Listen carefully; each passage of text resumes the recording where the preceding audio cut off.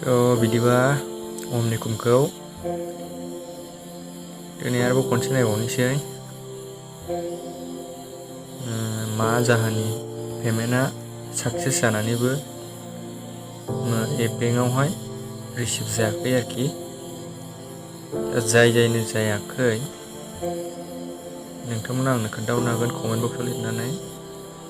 थारमाने आंनाबो फैयाखै नालाय मिन्थिनो लुबैदों आरोखि, खोन्थाहरनो हागोन। दा देखायनांसिनो withdrawal record जानो हागौ बेबो खारबाय हिसाब बायदि। दिनैहाय जायफोरा उइथड्र खालामदोंमोन बिसिनाबो सोरनाबा फैयाखै जानो हागौ आंनि बायदिनो। दा बेखौनो आं नोंथांमोननो मिथिहरनो थाखाय बे भिडिअखौ बानायनाय जादों। नै नायनो हागोन टाइमा जाहैबाय 8:44। बे टाइमाव खालामदोंमोन आं फुङावहाय, दहाय फुंनि। खमसे खम साक्सेस जादों बिदिनो एकथाथ' नङा सरि, बिदिनो एकथा थिनथासोआव जादों खोमा, 4:30-5:00सोआव जादों। नैबे आरोखि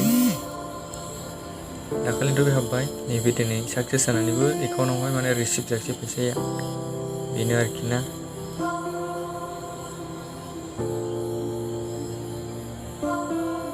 दा मोनसे गोदान फैबावदों आरोखि लेभेल आपग्रेड। लेभेलाबो आपग्रेड जागोन, जायफ्रा खालामनो बिसोर खालामना लानो हागोन। आंना नेटआ एसे स्ल' जादों ओंखायनो श' खालामाखैनो। 15 सेप्तेम्बरनि गेजेरावनो खालामनांगौ आरोखि। लेभेल आपग्रेड डिसकाउन्ट होदों। दा जायफ्रा खालामनो गोसो बिसोर खालामना लानो हागोन। दा बेखिनियानो आरोखि ना भिडिअखौ शेयार खालामना होदो आरो चेनेलाव साबसक्राइब खालामना होदो।